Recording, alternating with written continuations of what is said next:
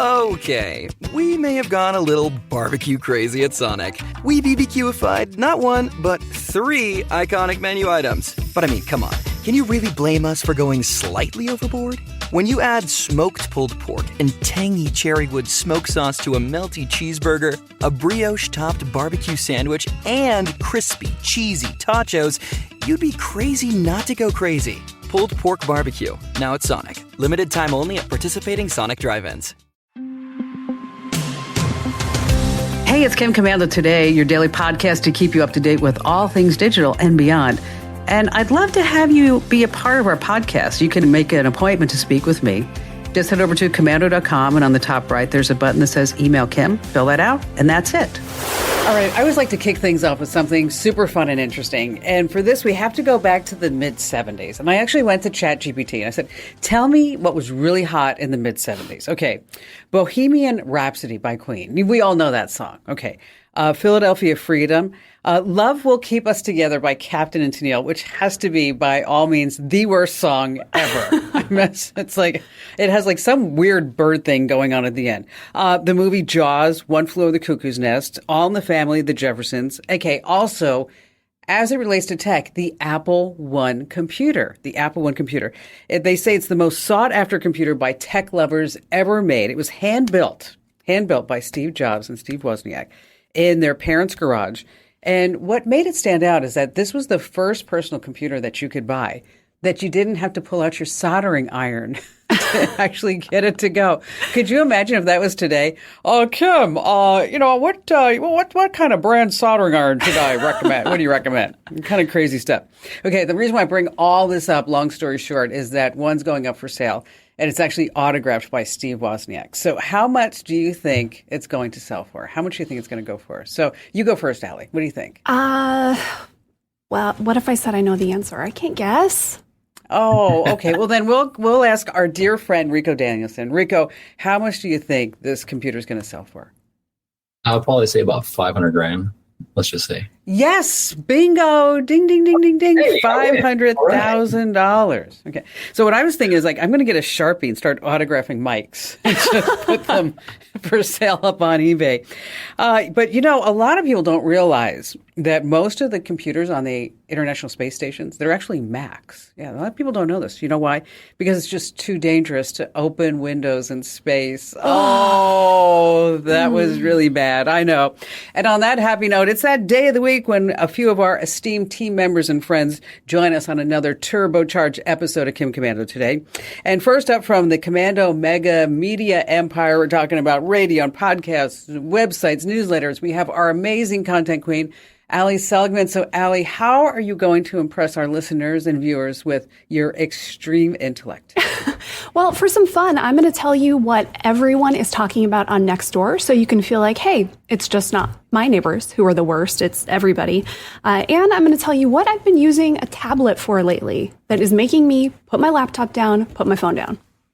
No. Yeah. Way. Really? Yeah. Honest? Honest. Okay. So, and it seems like every day lately, I've been getting at least 3 emails from people who say that they have been hit with ransomware, they're getting stalked, whatever it may be. I mean, you know, I don't know if you had a chance to listen to the show last week, but there was a guy who called in who swore that he was being stalked for years. Okay. I mean, just he had to change his phones, his router, his television, and, you know, his passwords and all this other great stuff. And then I told him, I said, you know, maybe, do you think maybe it's just somebody who you know? Just maybe it's somebody who like it has access to your house. Phone, you know, we had that radio silencing. Is, yeah, I actually think I know who that person is. Okay, so you know, if I ever get cyber stalked, I know who I'm going to call. I am going to call a gentleman who I'm looking at right now, Ricoh Danielson. He's a friend of our show. He's an Army vet turned digital forensics guru. You have your own firm, Fortitude Tech LLC, law school, runs First Responder. He helps businesses big and small handle all these cyber incidents. And so, Ricoh, thank you so much for being here on Kim Commando today. And so it was a pleasure to be here with y'all. Absolutely. And so you're going to be sharing some cybersecurity tips with us, right? Absolutely. Yeah, I got two use cases that we can kind of review together, and then also some cybersecurity tips that we did on the lessons learned on the onset of completing those 2 things. Yeah, absolutely. Awesome. Okay, now, folks, let me tell you something. Ricoh knows everything about cybersecurity. So if you are wondering, like, if you're getting stalked, what to do if something happens, you definitely just want to stay with us. So we like to kick things off with the news, and we're going to dive into the clash of this year. You know what I'm talking about. Barbie versus Oppenheimer. That's right, Barbie versus Oppenheimer. So have you seen the movies? Yep. So, Allie, have you seen both? Yes, I did the double feature. I saw them in the same day, which was intense. It really helped to go to a theater that had the recliner seats because then my back wasn't screaming by the end. But yep, I've seen both. Wow. Okay. Oppenheimer was a little rough for me because it was 3 hours. Okay. Did you find Kim Commando length? No. I'm sitting there like 2 hours. I'm going, okay, are we done yet? I mean, can we just cut to the chase? I would say from but it was a good movie. Normal person perspective, sorry, Kim, it didn't really feel like 3 hours to me. It moved really quick. The scenes were all pretty short. So by the end, it wasn't like, get me out of here. It was more just like, oh, humanity. You know, it's not the happiest story. No, but, there's a lot of correlations between Oppenheimer, what happened then, and what's happening now with artificial intelligence. Absolutely. There we created a tool that could destroy humanity with the atomic bomb. And now here we are creating AI that can pretty much do the same thing if given enough time. But we're not going to go there. The reason why I bring this up is that all across the United States, people who are going to the movie theaters, they're saying, like, what is happening with movie theater etiquette? Okay, what is going on with this? And apparently there's some trends on TikTok where it's driving folks to go to these theaters and pull out their phones, start recording, taking pictures, just setting up one person, set up a flashlight down the row. And so just to catch people's reactions so that this way they can throw these videos up on TikTok and then get all kinds of views and notoriety. And it's just really, really bad stuff. So when we went to go see Oppenheimer, and I was telling my friend Jo about this. She had no idea. I was surprised. I said, we got to Oppenheimer, and then I always pick, in the middle of the theater, those two seats. And she's like, so how do you get those seats? I'm like, you go online and you reserve them. She's like, really? I'm like, yes. She's like, you just don't go buy tickets and find seats? I said, no, those days are long gone. So went to Oppenheimer, and wouldn't you know it, a young couple sitting in our seats. And I said, excuse me, those are our seats. And she's like, no, this is seat 24 and 25. I said, no, you're in seat 10 and 11. And and so we had a little bit of a spiff going on until finally I said, you know what, why don't you look at the numbers? And she looks at me, she goes, oh, there are numbers on the seats? I'm like, oh my God. Yikes. Help me out. Help me out here. Okay. And then also some theaters are actually fining people for sneaking in beer and wine and popcorn. They're actually fining them. And it's okay though, because even if the fine is $50, you're still saving money. I mean, that's just the way it is. Okay. So Ricoh, this is normally where a guest tells us something that's happening in their world in the news. Okay. But in your case, I want to hear about somebody who came to you and needed help, and tell us what went down. Yeah, absolutely. So there was a single mother who who approached me. She lived in New York. She'll call her Mrs. D for right now. And she's a single mom. And she said, I just got out of a really hostile relationship and I needed to figure out if I'm being cyber stalked. I said, fantastic. Let's take a look at what you got. Give me about when it happened, what attributes that you're seeing that are making you think that you're being cyber stalked. And on top of that, let's kind of see the technology stack. So when interviewing her and actually doing this triage or this discovery, if you will, we noticed that there was anomalous activity happening in her household, her smart house. Heater was going up for no reason during the summer. Her refrigerator was being turned off for no reason. Her smart TVs were being disconnected, reconnected. I said, okay, now we're starting to see some really weird activity.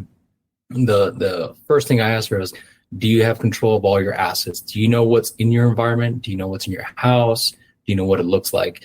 And most of us, right, we have all these smart technologies, but we don't even understand asset inventory. So just started working with her. I said, okay, let's disconnect everything from the network and let's go one by one. And so there we are for about 2.5 hours on the phone. And she's in New York and I'm in the central part of the state and the country. And it's like, okay, go ahead and plug this in. Go ahead and add this device onto there. And lo and behold, we're actually able to find a compromised device. It was a smart home device that was actually calling out to the Philippines.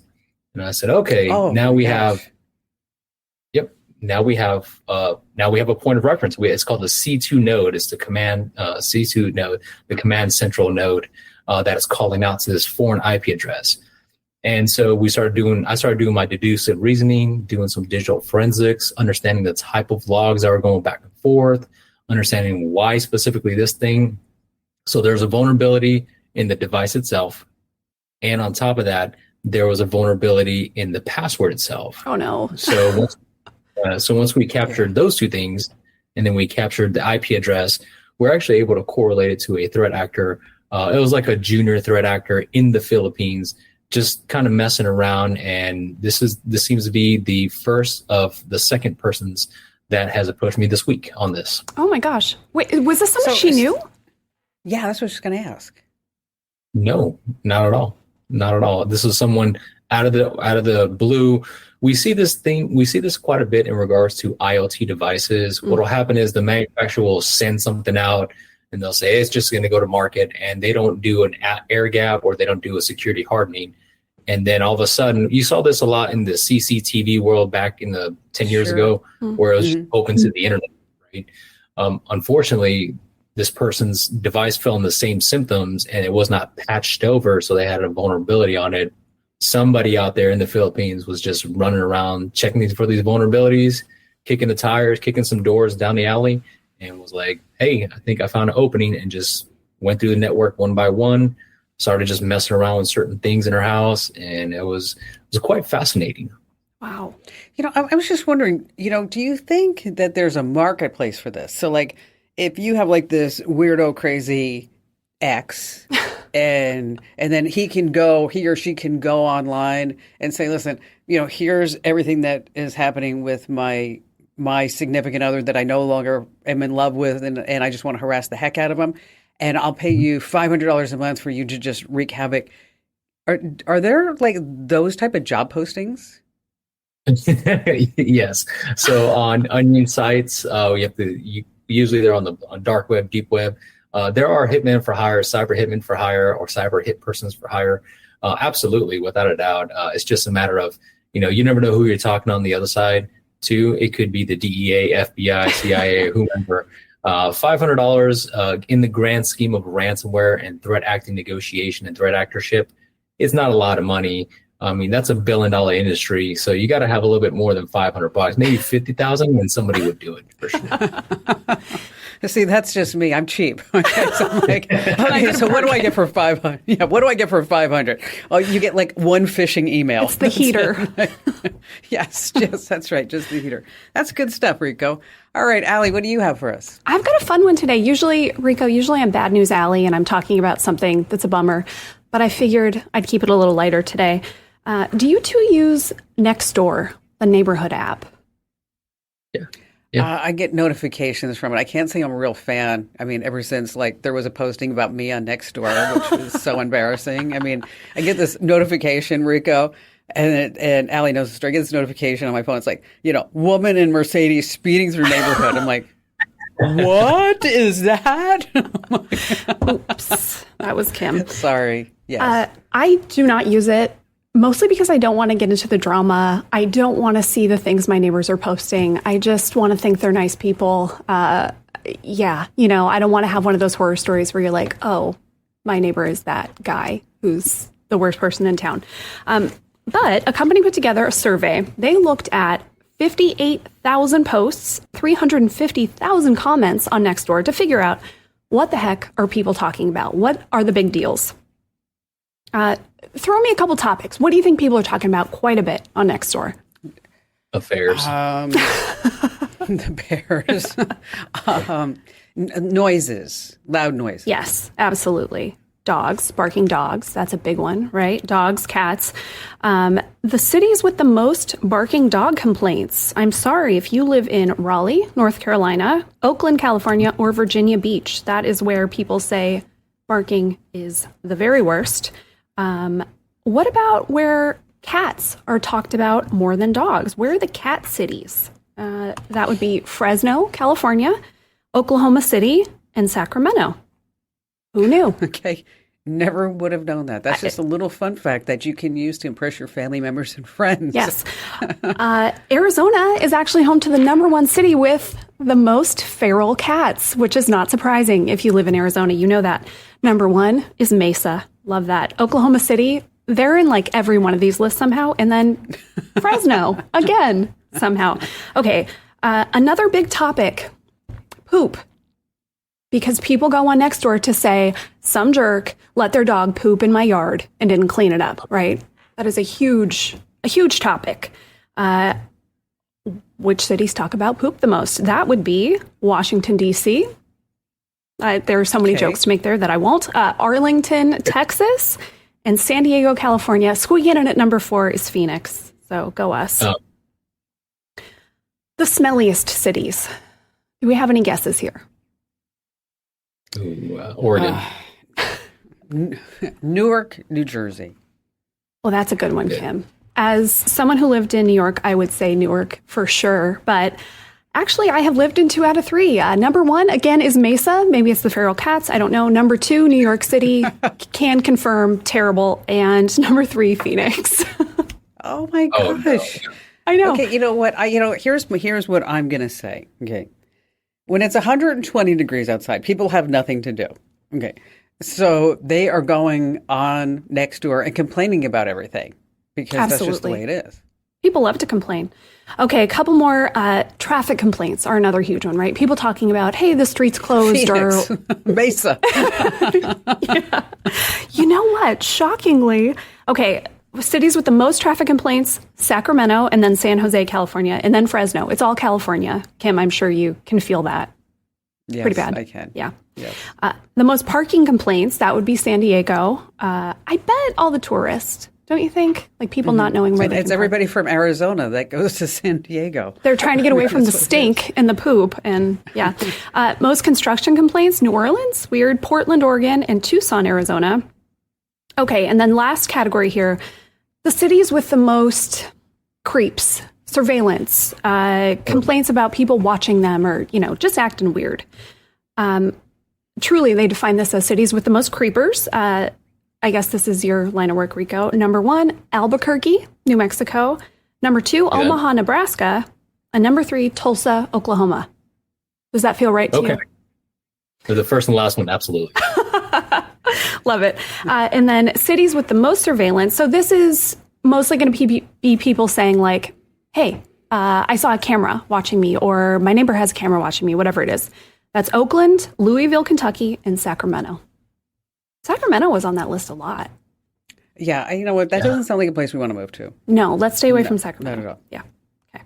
But I have a neighbor next door. He's 90 years old and he has Alzheimer's. And every morning I see him and he says to me, "Hey, Kim, have you seen my wife?" And every day I look at him and say, "You know what, John? Your wife passed away a couple of years ago." And then the next day he comes and I see him and he says, "Hey, Kim, have you seen my wife?" And I'm like, I sometimes say like, "You know what, John? She left, and I don't know when she's ever coming back." Now and I sit there and I say, "You know what? I could move. I could just not answer the door. I could just, when I see John, I could walk the other way, but I can't because every time I answer him, he gets this big smile on his face that his wife is not there anymore." Okay, okay. Okay. And it's just my life, I guess.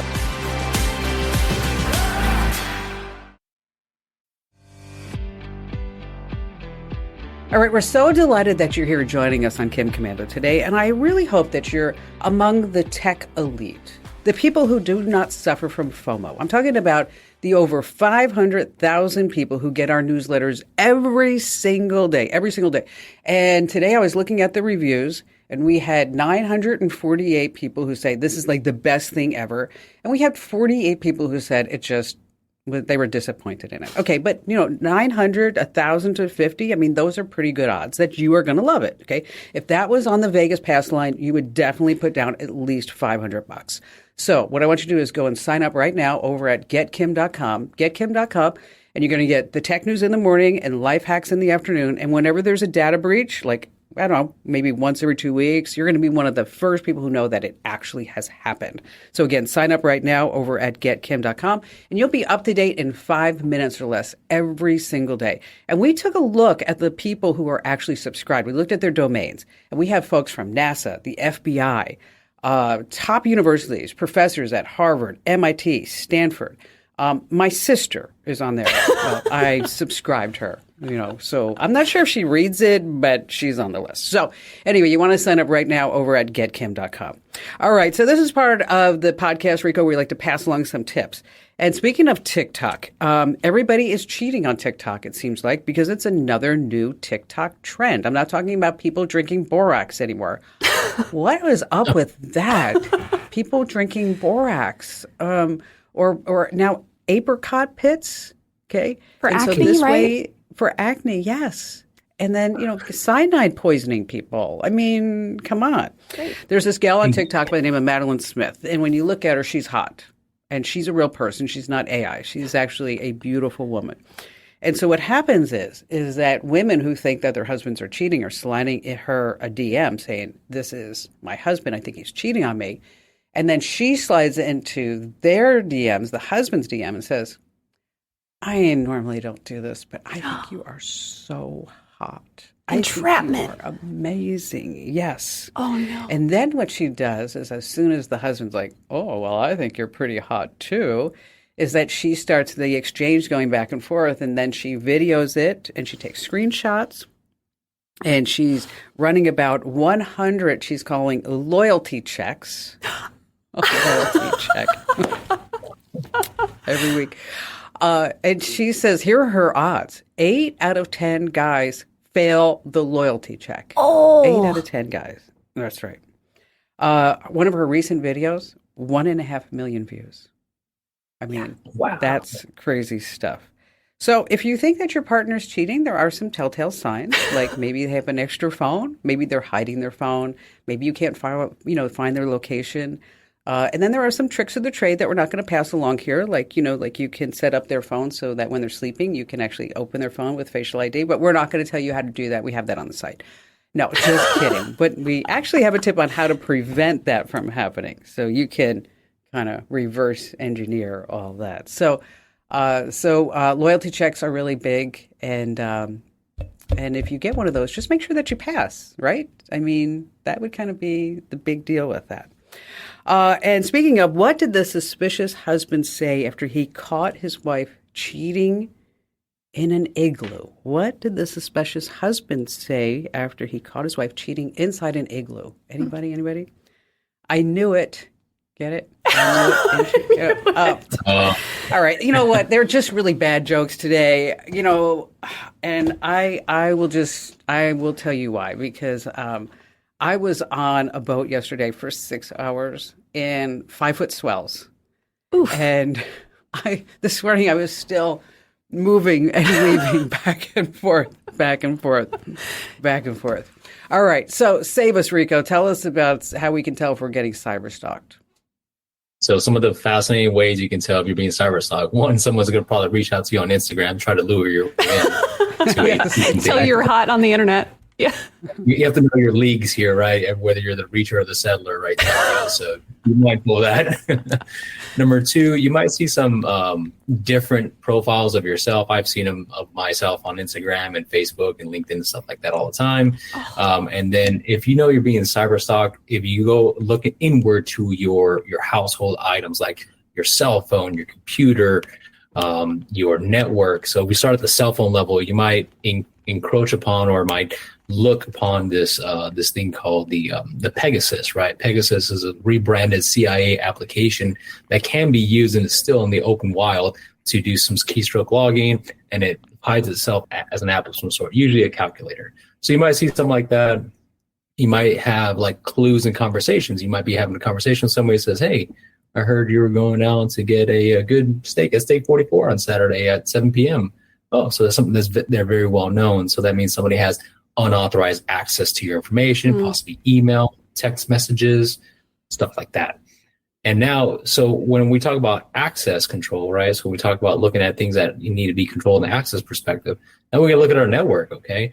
We might have some sort of listening device. We might have a network tap. We might have a NOC that's being implanted. Or even the worst case, what I'm seeing the last 2 weeks is a device that's being leveraged that has vulnerabilities to move laterally through your environment so they can get more accessibility in your environment.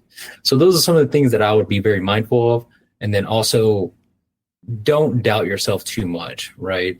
If you think you're being cyberstalked, chances are you're being cyberstalked, and chances are you know who it is, and chances are you know how they're doing it. It's just a matter of putting these things back together so we can tell that journey to the police department, law enforcement, or even an attorney if you want to prosecute them. And you bring up an interesting point that a lot of times it's not just some random person, right? It's somebody who is within that 6 degrees of separation, right? It's not just, except in the case of like, although actually maybe not, because you gave us the case of that random person in the Philippines that was just, doing this for a good time, just messing with people, right? How often would you say it's someone that they know, even, kind of a little bit, versus just a random? I would have to think the random is not very often, yeah? Yeah, so I would say about 9 out of 10 times it's somebody you know, somebody within your circle, or somebody who's maybe 1 degree separated away from you. If there's usually a bad relationship, it's usually the ex's partner, whether it's a male or female, it doesn't matter. It's always them trying to engage in some sort of social media, some sort of cyber combatives, if you will. And it's always within the circle. Now, the vulnerability of, let's just say, the thing we just talked about in the Philippines, that happens a lot, but is quickly mitigated from all these other security propensities we put in place. Like change your password and you'll be okay, kind of thing. Sure. Change your password, multi-factor authentication, antivirus, EDRs, endpoint detection response, stuff like that. That'll eliminate the technology bit. If it keeps on persisting, that means somebody's very interested in you. Chances are somebody you know, and chances are somebody really close to you or within the proximity. Yeah. So I have a question for you, Ricoh. A husband and wife, they get separated, and the husband moves out. The wife's sitting there. She still has the same router. Okay. Do you think it's good enough for her to do a whole factory reset on the router to make sure there's no rats, no remote access turned on or anything like that? Or do you think she needs to actually replace and buy a new router? Yep. So you can do both, right? So before even you get to that point, I would just go ahead and get the logs out of there just for evidential preservation, just so you have those things at point of reference. They're simple stuff. They're an Excel spreadsheet, and it's not the prettiest thing in the world, but you're going to need them, right? So before you blow that away, one, I would go ahead and reset it, factory reset. It's going to get you a new IP address and possibly even a new MAC address. You can work with your internet service provider for that. It's super easy to do. If you're still persisting, if it's still persisting and you think it's still going on, go ahead and get a new router. Go ahead and get an all-in-one, like a router firewall, type deal, and get it straight from the ISP and have it configured from the internet service provider, not in your home. Okay, so it doesn't capture some sort of IP address or MAC address or cache or anything like that.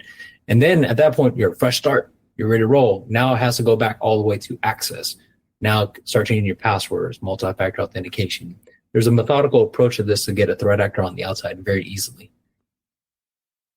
Yeah, that's all good stuff. I always love talking to you, Ricoh, because I always learn something from you. Like I never thought of till you just said that about having the ISP configure that all-in-one device instead of you bring it in. That's an extra step, Allie. We need to start adding to every time we talk about this stuff. We will credit you, Ricoh. Don't worry. We'll say, per Ricoh, our good friend.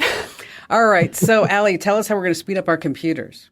Oh, I've got a few things. We're going to go from easy to, a little more intense if things are really bad. First, if things are just being sluggish, one, how many tabs do you have open? Go close a bunch of those, and I bet things are going to run a little better for you. If it's not the tabs, if it's not your browser, restart your computer. Sometimes something is just acting funky and a restart cleans that up and you'll say, wow, this is like a new computer. You can do some things to reduce the overall load of what's on the computer, right? You can change what programs start up when you turn on the computer. If you haven't done this, it's so worth it because I guarantee you don't need most of the stuff that happens when your computer starts. Nobody is like starting their computer and logging into Zoom. We don't need that. You should also start uninstalling the things you don't use. You probably do it on your phone when you're just like fiddling around with it, but take the time sometimes to do that on your computer. If there's a game, a program, anything that you just haven't used in a long time, get rid of it. You don't need it on there. This is especially important on laptops where you're just going to have less storage space, right? You can clean out the junk. There are things built into Windows and Mac, disk utility kind of things that it just cleans up the stuff that you don't need anymore. Files that maybe you use to install something or, whatever it is, all these junk files that do take up space and do slow you down. You can always clear out your cache and cookies. The annoying part about that, you might lose your saved passwords, or like when you go to a site and start to type your password, it's not going to autofill for you. If it is saved to your browser or, your password manager, whatever, you'll still have it. So everything's fine there. Worth doing every now and then. All this stuff is easy. You just have to know how to do it. If you go over to commando.com and search, you could search a million things, but you could search faster computer and you will get step-by-step instructions on how to do all this stuff. Which is always what you want to do. And by the way, if you love these quick updates, okay, what you need to do is right now, I want you to search for my last name, Commando, wherever you get your podcasts. And I want you to subscribe to our daily tech updates. Every single day, you just get a podcast. It's 2 minutes. You get one news story, and then you get one life hack. Okay, so when you're brushing your teeth, when you're making your cup of coffee, when you're taking the dog out to do its thing in the morning, okay, just turn on the daily tech update, and you have instant know-how. Oh my gosh, and it's free. So again, wherever you get your podcast, just search for Commando with a K, and you got it.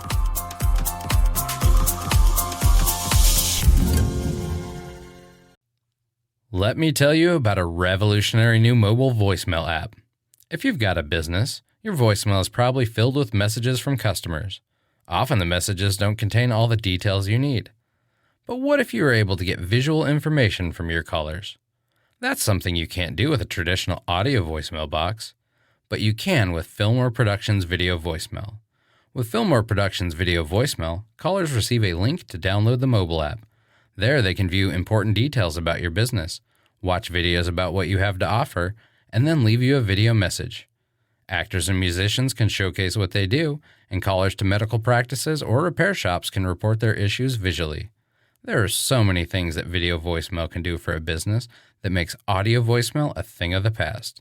Discover what video voicemail can do for your business. Visit getvideovoicemail.com. That's getvideovoicemail.com. That's getvideovoicemail.com. Now, if you're not already following us on social media, stop ghosting and do it already, okay? Over at Instagram.com/KimCommando, we always talk about how these TikTokers get millions of views.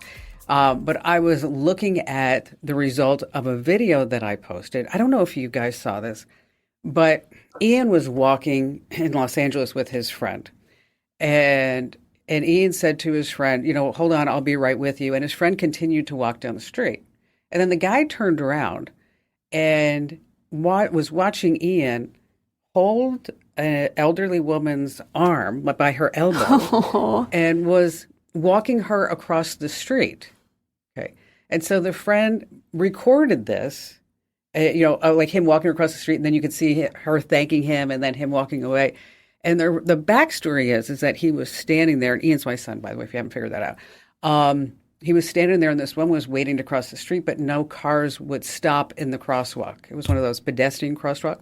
So he put his hand out, said, stop. Okay. Then grabbed this woman, and she, by her elbow, and she was using her cane crossing the street, and then he thanked her. So anyway, so that video, we were so surprised. I actually sent it to him. It has been viewed 200,000 times. Wow. And so it's kind of a cool thing. And so we're not in the millions yet, but we're working there. So bottom line here is that you want to follow us on social media, wherever you are. Instagram.com/KimCommando also has some updates on what's going on with my cornea transplant, which we're hoping for better results as time goes on. And then Facebook.com/KimCommando. You know the whole drill. All right. So here's the what the heck headline. Google 1-star review tips off fatal hit and run. Okay. What is going on with this, right? Okay, David Adams and Tiffany Fletcher, those are the names. They were having a summer ride down a Florida highway on their motorcycle. Out of nowhere, it's a sad story. A white Ford F-250 pickup truck makes a U-turn and just collides right into the two of them. Oh. The truck flees the scene. Okay, hit and run. David and Tiffany are sitting there in the middle of the road. People rush over to help. David had to have his leg amputated. He passed away a few days later. Tiffany, head injuries, shattered femur, and of course, a lot of emotional distress, right? So the hunt is on for this heartless truck driver. Investigators searched. They didn't have a lot of information to go on. They were really up against the wall. They were knocking on door to door, trying to get any security camera footage. But the mystery was unraveled from a very unlikely place. A 1-star Google review of a local tree service. Wow, listen to this.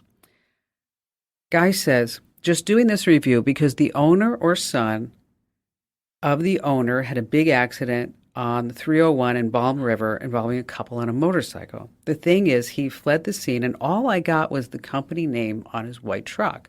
Whoa. So please, if anyone has seen this truck with a hit on the passenger side, that's the motorcycle that he hit and ran like a coward. Putting this out there in case he didn't turn himself in yet. Okay. Oh. The review was posted on the page of Arbor Pros Tree Service. Okay. The detectives connected all. The same logo they saw on the back of the white pickup truck that matched Arbor Pros. Chad Stahl, 29-year-old with Arbor Pros Tree Service, he's charged with fleeing a fatal crash scene. Wow. Okay. Incredible. Glad that we left the Google review. But next time, why don't you just call the police? Okay? You make a good point, Kim. Okay. I mean, I'm really happy that was there. But we have to think in all practicality because, Rico, let's say the guy didn't want to use his cell phone, okay, because maybe he didn't want to be involved, so he leaves this anonymous review. But Sure. You can use a burner phone, right? Right, Rico? Yeah. I mean, tell us about all the ways you can make an anonymous phone call. Yeah, you can use burner phones. You can use Frogger. You can use spoof phones. You can they actually have a private service in India that people do it for you on your behalf. I mean, that's the kind of them. Really? Oh yeah. You can even use Twilio to spoof your own phone number. I mean, this is pretty common stuff that we see all the time. But yeah, that's a few different ways to put yourself out there without really putting yourself out there. You bring up a great point because a lot of people don't realize how easy it is to spoof a phone number, right? Oh, yeah. Very, very easy to spoof a phone number. There are services out there, threat actor services that do it for you. Unfortunately, there's a big organization. I'm not trying to badmouth them, Twilio, that you can actually leverage a service to spoof your phone number. There are other services. You can assume someone's phone number within milliseconds by using different burner VoIP apps. I mean, you name it. It's very simple. It's done within 3 or 4 minutes. Wow. I know. Isn't that crazy? That is crazy. Ian was showing me how one of these apps work recently because we were just talking about it. And so he called my phone, and then when it showed up with Barry's picture and saying, Barry's calling you now. I mean, it's just, especially if they're in your contacts already, it's really super easy to spoof a phone number. So just a word to the wise as you're listening. If you get a call and it says the Internal Revenue Service, it says, Red Cross, whatever it may be, just know that it may not be legit, okay? Because somebody could just be spoofing it for just a few pennies on the dollar.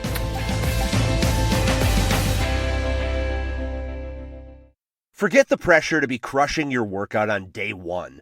Just starting is what matters. Wherever you're beginning and wherever you want to be, start moving with Peloton Bike, Bike Plus, Tread, Row, Guide, or app.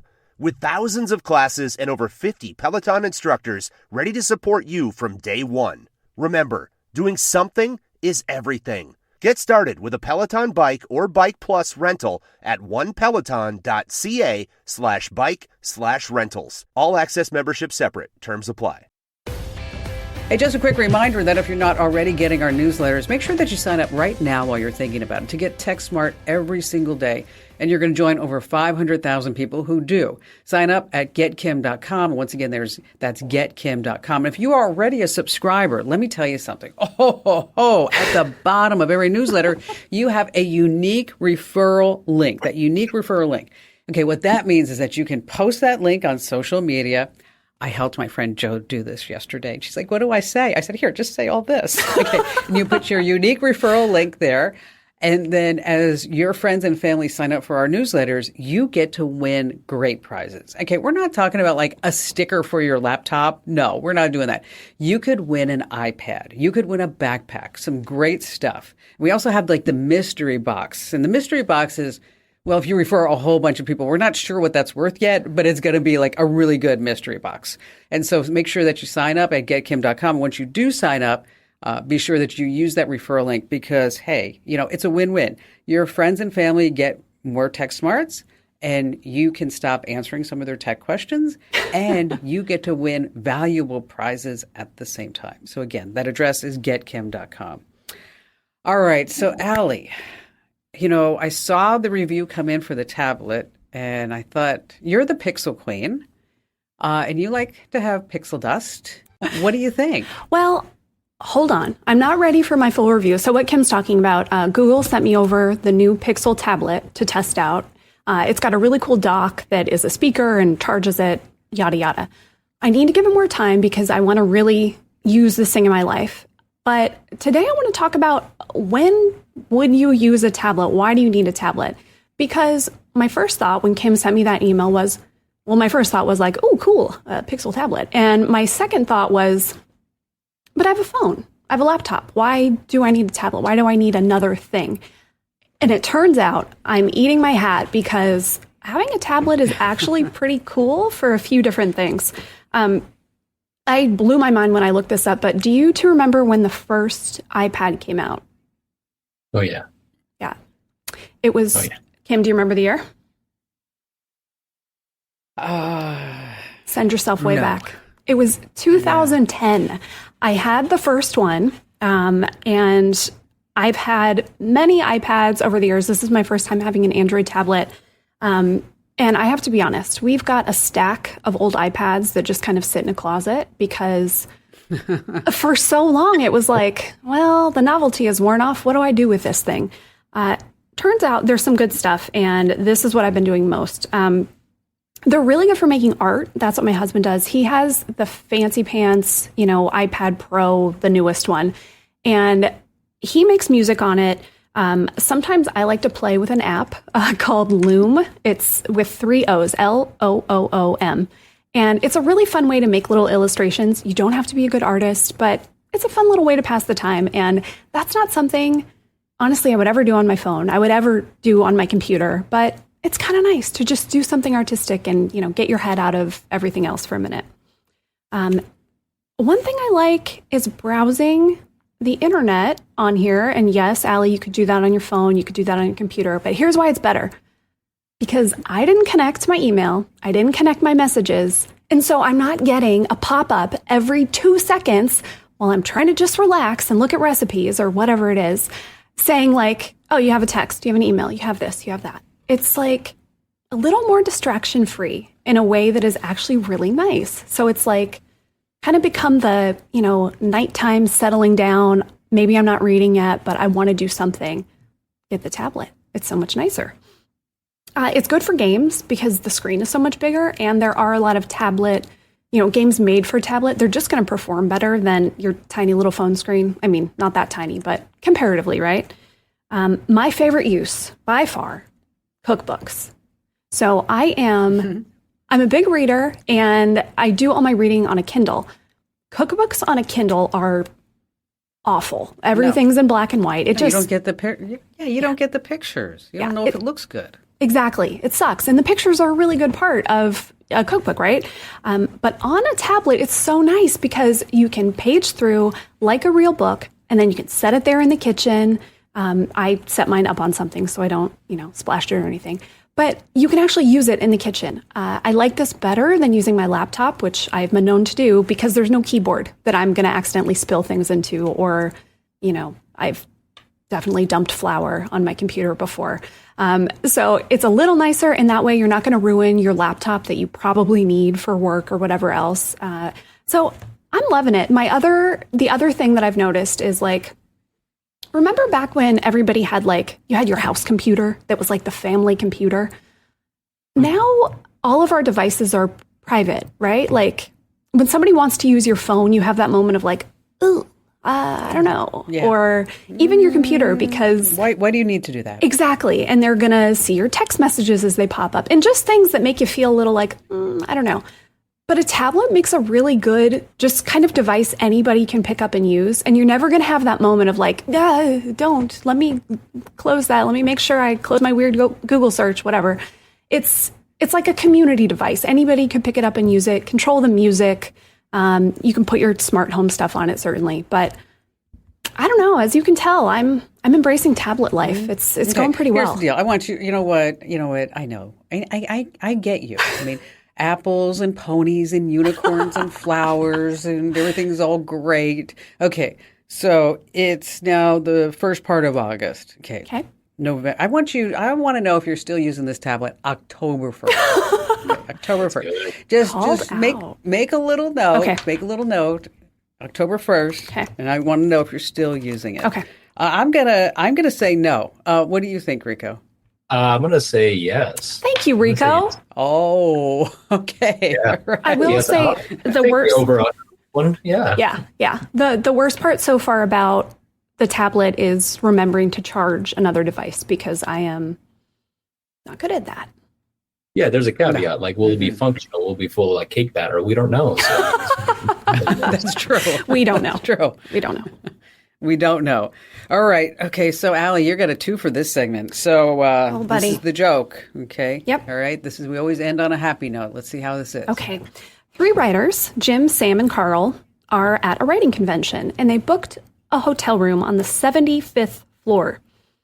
They got to the hotel, and the receptionist said, I am so sorry to tell you this, but the elevator is broken. You're going to have to take the stairs. Jim writes funny stories, Sam writes scary stories, and Carl writes sad stories. And they agree, you know what, this is going to be boring and take forever. So why don't we tell stories while we go up?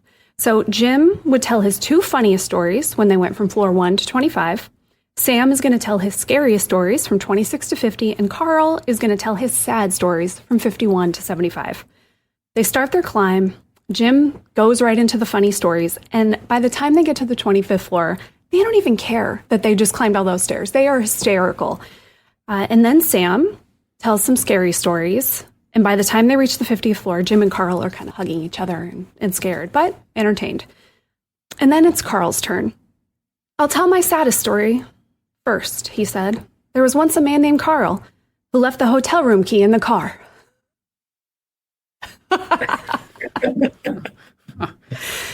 Oh, God, Ellie. It was a long way to go for a glass of water. I know. It was. I know. It was. Okay, I'll save us. I'll save us. You had a backup joke? Just in case, I have a backup joke. Okay. Wow. I just heard that they're making new TVs for people with short attention spans.